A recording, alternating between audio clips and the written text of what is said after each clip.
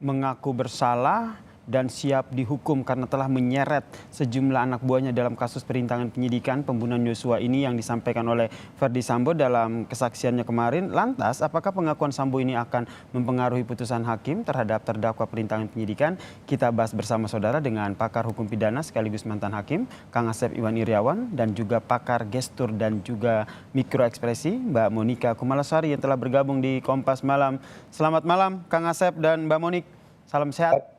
Selamat malam, Selamat Bang. malam. Saya ke Kang Asep dulu. Kang Asep mengaku bersalah, siap tanggung jawab, merasa berdosa. Apakah ini akhirnya akan mempengaruhi putusan hakim untuk terdakwa perintangan penyidikan? Kalau ngaku bersalah sih manusiawi, cuman masalahnya Hmm. kan ngaku bersalah setelah selesai pemeriksaan, satu itu.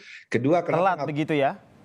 iyalah telat, terlambat lah kalau itu harus diperiksa ke dokter kandungan itu, kalau terlambat mah di mana juga kan. Yang kedua, kenapa ngaku bersalahnya kalau minta maafnya kepada para polisi yang kelompok 6 ini, tapi Hmm. sama yang awal permulaan kejadian sama Eliezer kenapa enggak gitu kan, lucu juga gitu.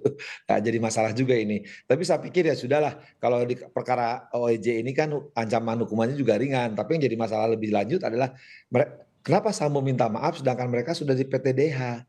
Ya, Hmm. kasih mereka sudah tidak hanya yang bersangkutan korban, keluarganya, dan anak istrinya, mau gimana gitu. Ya, minta maaf kan tidak menyelesaikan masalah. Apakah dengan sampai itu tidak menyelesaikan masalah yang jadi korban itu, kelompok 6 ini? Termaksud Verdi Sambo yang bilang siap bertanggung jawab. Itu juga menurut Anda sia-sia, percuma Verdi Sambo? Ya, kalau saya bertanggung jawab, depan kan di perkara sebelumnya ngajak berdua, yang Hmm. bertanggung jawab berdua Mbak Eliezer. Ya ngapain kalau ngajak bertanggung jawab harusnya sendiri dong kalau dia aktor intelektual gitu kan. Karena semua juga kan karena perintahnya dia, otaknya dia, aktor intelektualnya dia. Ngapain juga sekarang sekarang minta maaf ngajak-ngajak yang lain gitu. Berarti menurut Anda sia-sia, percuma lah ya apa yang disampaikan oleh Verdi Sambo di persidangan ini, Kang Asep? Di perkara ini masih ngeyel, masih menyangkal ya perbuatannya malah menginikan almarhum gitu kan. Yang sudah tidak ada malah memperyang almarhum dengan kegiatan menuduh memperkosa itu dan tindakan merkosa, menganiaya dan sebagainya. Apakah itu tindakan permintaan maaf? Baik, saya ke Mbak Monika nih, menarik ini untuk kita simak kalau misalnya kita melihat bagaimana kerap Verdi Sambo menyampaikan pernyataannya sejak pertama kali muncul, kemudian hingga saat ini menyampaikan sampai akhirnya mengaku bersalah, berdosa, siap bertanggung jawab. Anda membaca adakah perubahan ekspresi dari Sambo dalam setiap kali memberikan keterangan?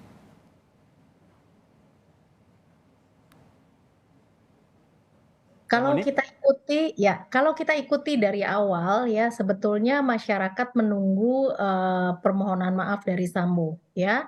Dan seperti tadi Mas Yasir sudah mengatakan bahwa di awal itu masih dengan suara atau intonasi atau dengan power yang juga masih sangat powerful sekali, ya. Dalam perjalanannya ini ya, yang terjadi adalah dengan power yang sudah mulai, melemah dan juga suara yang digunakan dengan lebih softer, lebih lebih halus, tetapi juga lebih rendah seperti itu. Dan juga kalau dari beberapa, statement-nya ya, ini juga ada suara yang bergetar seperti itu, ada keraguan-raguan. Nah, ketika, mulut mengatakan maaf, nah apakah bahasa nonverbal yang terlihat juga menunjukkan permohonan maaf gitu ya. Artinya apa yang, verbal dengan nonverbal ini apakah juga sinkron ya.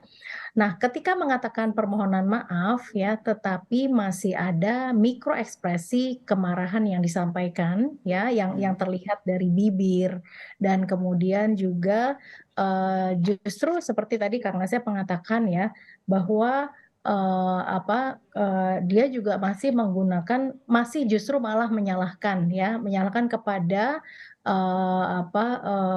institusi yang justru malah, Me me apa ya, menjatuhkan hukuman kepada para, rekan-rekan adik-adiknya ini ya. Mhm, mhm. Nah ini terlihat dari mana gitu ya, terlihat dari gesturnya Verdi Sambo masih seperti ini dengan mengatakan dengan button, mereka nggak tahu apa-apa. Jadi ini adalah suatu gaya instruksional Mhm. gitu ya.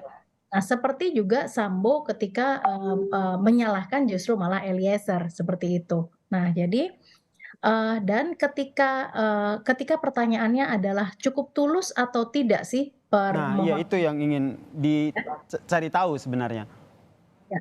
Jadi biasanya ketulusan itu sangat erat dengan emosi yang disebut dengan kesedihan, Mhm. ya.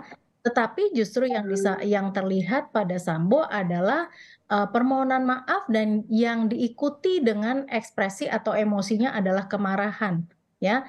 Nah, ini menjadi, kontraproduktif antara, kesan yang ingin disampaikan dengan bahasa nonverbalnya, ya. Bahasa sederhananya berarti tidak terlalu tulus begitu ya apa yang disampaikan oleh Verdi Sambo. Koreksi kalau salah Mbak Monik.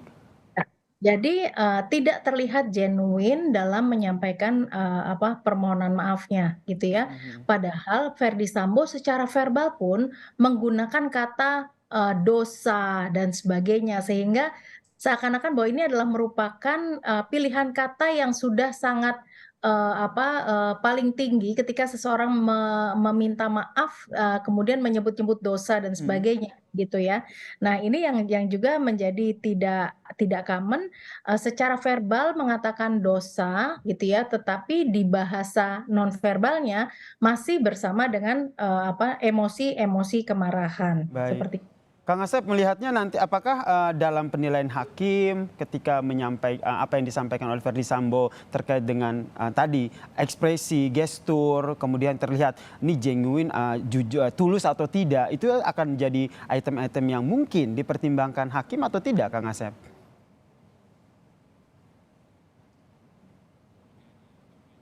Kang Asep, di-unmute dulu audionya. Putusannya harus mempertimbangkan hal yang memberatkan dan hal yang Izin Kang meringankan. Asep boleh diulang tadi suaranya sempat hilang? Yang hakim dalam putusannya harus mempertimbangkan hal yang memberatkan dan yang meringankan. Mhm. Yang memberatkan itu terus terang mengakui perbuatannya, menyesali perbuatannya. Tapi kalau dalam persidangan justru tidak mengakui perbuatannya, ya, dan tidak menyesali perbuatannya, ya itu hakim akan pilihannya ya berat atau ringan justru jatuh ketika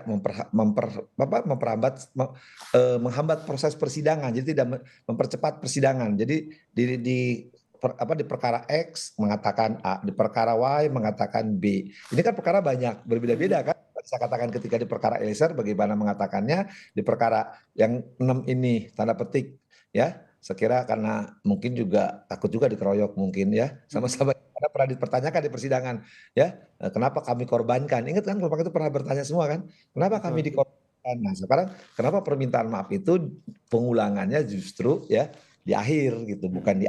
Tapi sekali lagi hakim justru akan mempertimbangkan selama itu. Tapi kalau kejahatannya lebih banyak, sekali lagi kalau kejahatan lebih banyak ya, dan dia bermungkiri kejadian itu korbannya lebih banyak dan hakim meyakini perbuatan, istilahnya bahasa yang paling dipahami gampang, lebih banyak mudaratnya daripada manfaatnya, Mhm. hakim menjatuhkan maksimal. Hal yang meringankan dianggap tidak ada. Misalkan gini, Oke, kalau itu hakim kemungkinan bisa terjadi ya, hal yang meringankan dianggap tidak ada meskipun Verdi Sambo tadi, sudah mengakui, perbuatannya, khusus untuk, perintangan penyidikan ya? betul, jadi kalau misalkan nanti ini kan kalau Sambo ini kan dakwaannya kan tidak pembunuhan berencana, Mhm. pembunuhan biasa maupun OOJ. Kalau Mhm. nanti kan maksimal misalkan ya, walaupun saya pesimis juga ya, tapi mudah-mudahan prediksi saya salah. Kalau jatuhkan hukuman mati itu tidak, nanti hakim dalam pertimbangannya tidak ada hal Sebentar yang. Kang Asep, kenapa pesimis? Ya kalau lihat perkembangannya nampaknya tidak kalau Selatan beda sama Tangerang gitu, alumni Selatan sama Tangerang itu berbeda. Kalau alumni Tangerang itu selalu pasukan berani mati, hakim berani mematikan dan siap dimatikan itu. Tapi kalau Selatan dari dulu sejarahnya tidak Mhm. pernah, ada dulu penegak hukum juga Mhm. ya, pembunuhan dan beberapa kasus lainnya juga tidak pernah menjatuhkan mati. Jadi prediksi Bukan saya, karena Verdi Sambonya ya Kang? oh ya mungkin juga lah itu, tapi kan susah dibuktikan. Cuman saya Baik. justru ini aja, mudah-mudahan gestur saya dibaca oleh Mbak Monik gitu kan Mhm. ya. Mhm. Mhm. Saya mudah-mudahan salah gitu. Nampaknya hukuman maksimal tidak akan jatuh, walaupun kalau saya hakimnya sih pasti maksimal, tidak ada hal yang meringankan gitu. Tapi kan kita tiap hakim berbeda gitu. Oke, saya ke Mbak Monik lagi nih. Menarik untuk melihat bagaimana perubahan gestur dari Verdi Sambo dari awal tampil ke publik yang diketahui sampai hingga akhirnya sekarang. Apakah nanti tadi kata Mbak Monik bilang bahwa nampaknya kurang tulus begitu. Nanti ke depannya apakah masih akan terlihat seperti itu ataukah ada hal-hal yang mungkin membuat Verdi Sambo akan terlihat tulus dalam menyampaikan ataupun mengakui perbuatannya? Ya, ini, sepertinya kalau ceritanya akan menjadi lebih panjang dengan beberapa, temuan-temuan juga yang akhirnya membuat, Verdi Sambo juga terkaget-kaget sebetulnya ya. Nah, ini tidak ada sesuatu yang tidak mungkin, saya meyakini seperti itu. Mhm. Seperti juga Kang Asep, meragukan mengenai antara selatan dan juga Tangerang gitu ya. Nah, mungkin karena ini Verdi Sambo akan ada sesuatu yang berbeda gitu ya. Jadi kalau kita lihat perjalanannya mulai dari awal sampai dengan hampir 3 bulan ini ya, ini juga terjadi perubahan gestur maupun ekspresi yang terjadi pada Verdi Sambo ya. Walaupun, masih sangat smooth sekali gitu ya. Tetapi ya tidak ada yang tidak mungkin karena gesturnya pun juga perlahan sudah, kalau kita analisa juga, Mmm. bahasa nonverbalnya ini mulai ada rasa ragu juga, ada ketakutan dan ya defense mechanism, dengan tetap bertahan ya, itu juga manusiawi sekali gitu ya. Jadi, kemungkinan masih ada lah ya kita, akan lihat nih perjalanannya karena tidak ada sesuatu, kejahatan juga yang sempurna gitu. Tidak ada kejahatan yang sempurna. Kang Asep terakhir, apakah nanti akan ada kemungkinan begitu? Karena hal yang meringankan adalah mengakui perbuatannya. Kira-kira Kang Asep, yakin nggak atau ada sedikit optimisme begitu, Verdi Sambo akan mengakui perbuatannya terkait dengan pasal 340 ya? Saya yakin dalam perkara 6 pasti dia mengakui kesalahannya, tapi kalau dalam perkara Eliezer dia tidak akan mengakui ya karena dendam banget kelihatannya, Mmm, bahasanya jelas. Jadi kalau kata bahasa anak Jaksel ini, memang perkara ini membagongkan gitu kan, ya. Mhm. Kata anak Jakarta Selatan kan, jadi membagongkan itu bikin orang bingung gitu, ini mau mana arahnya gitu kan. Padahal harusnya konsisten kan dari semua perkara ini kan asalnya ada pembunuhan, direkayasa tembak menembak, akhirnya terbongkar pembunuhan, tapi di perkara rekayasa dia ngakui itu kesalahan, tapi di perkara pembunuhan yang dia menyuruh Eliezer tidak mengakui gitu. Nah, ini jadi ada ketidakkonsistenan, makanya saya bilang Mhm. bingung maunya kemana gitu. Jadi ujungnya bilang ya kita lihat aja lah, masih banyak jalan menuju Roma, masih banyak Baik. di Jakarta Selatan. Baik, kata Kang Asep membingungkan, semoga majelis hakim tidak bingung ya dalam memberikan putusan terkait dengan perkara ini ya. Ini harapan kita bersama. Terima kasih pakar hukum pidana sekaligus mantan hakim Kang Asep Iwan Irawan dan juga pakar gestur dan juga mikroekspresi Mbak Monika Kumalasari telah bergabung bersama kami di Kompas Malam. Salam sehat semuanya. terima kasih, selamat malam.